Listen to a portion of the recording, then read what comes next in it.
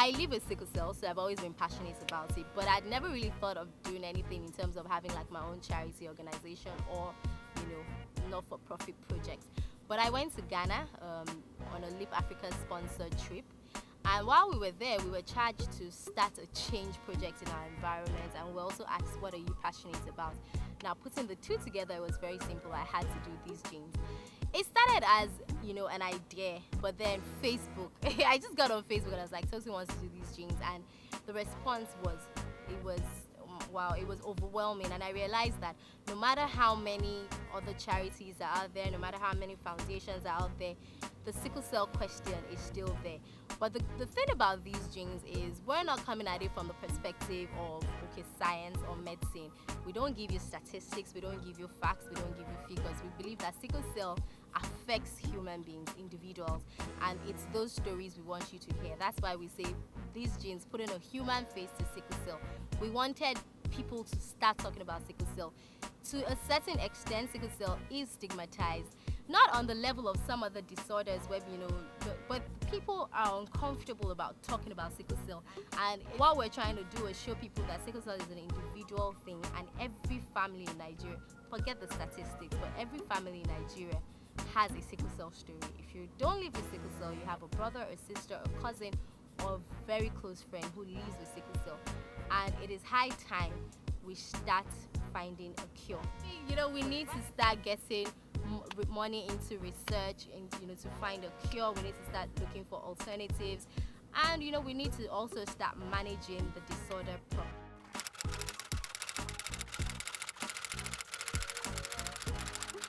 We had several awareness campaigns, like the celebratory auction, like the fashion show, like the These Jeans Day. We made October 31st These Jeans Day. Basically, we said everybody had to wear blue and or red, and then everybody on Facebook dedicated their status updates to sickle cell.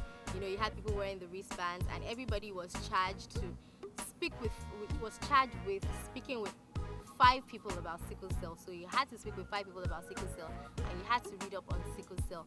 So that was a lot of fun and what then happened was it got people talking. We basically used 2008 more as an awareness year, let people know, one, that these genes was in town, and two, that there's this thing called sickle cell that we're still talking about that we do not plan to be quiet about. Last year, we also got published quite a bit. We had, through interviews and through our own, articles, articles on sickle cell, articles on things being done, articles on advancement.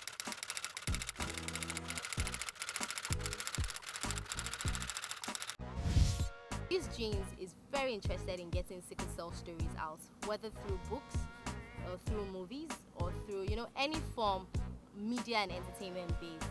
We're starting with short films and a book. We want to get sickle cell stories out, whether it's an individual story or whether it's like a bunch of people. We're particularly working on our first documentary, which will be shot as a movie. Apart from that, These Genes is really looking forward to starting a camp in Nigeria for children living with sickle cell. So this is how you can help. Let's get to the part where you can help. We appreciate people giving us money. It's not like we don't like money, but you know what we also like? We like facilities. If you can give us a school in Lagos or outside Lagos where we can use for our camp, we'd appreciate it. If you're a doctor and you want to donate your services to us during the camp, we'll appreciate it. If you just want to volunteer your time just to be around during the camp, we'll appreciate it. If you want to pay for something, maybe like pay for the drugs, because if you want to have a camp for people living with sickle cell, you have to have their drugs on hand.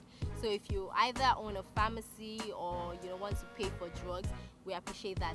We don't necessarily want people to give us money. We want you to give us like the tangible things so that we're not just handling cash. We actually want you to donate all these things for us so we can put up the sickle cell camp.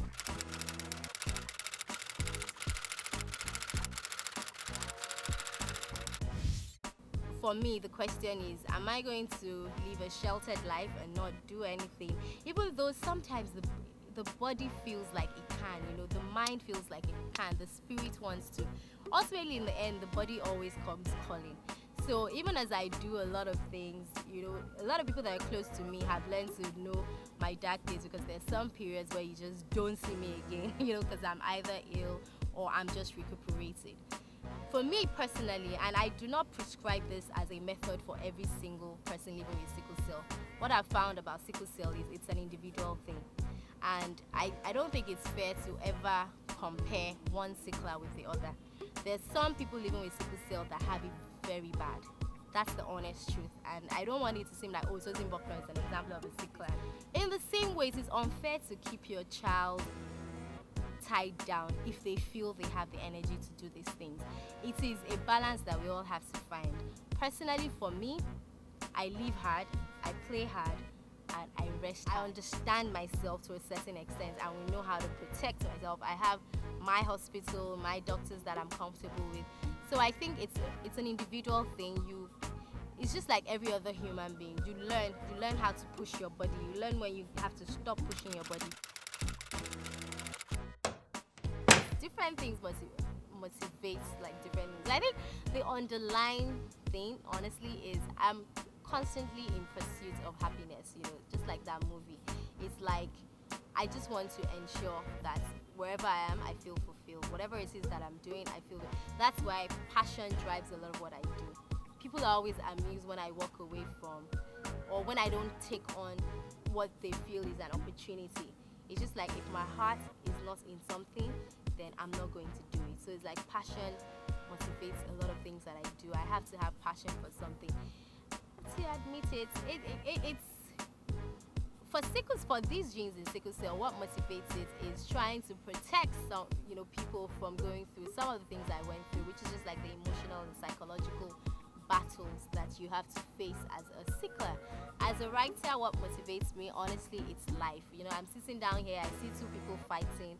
I want to write about it. I want to talk about it. I get my joy from talking about what people are talking about. I like watching people. I like listening to people. Human beings and life motivate me. I believe that even if you only live once, if you live well, then once will be enough.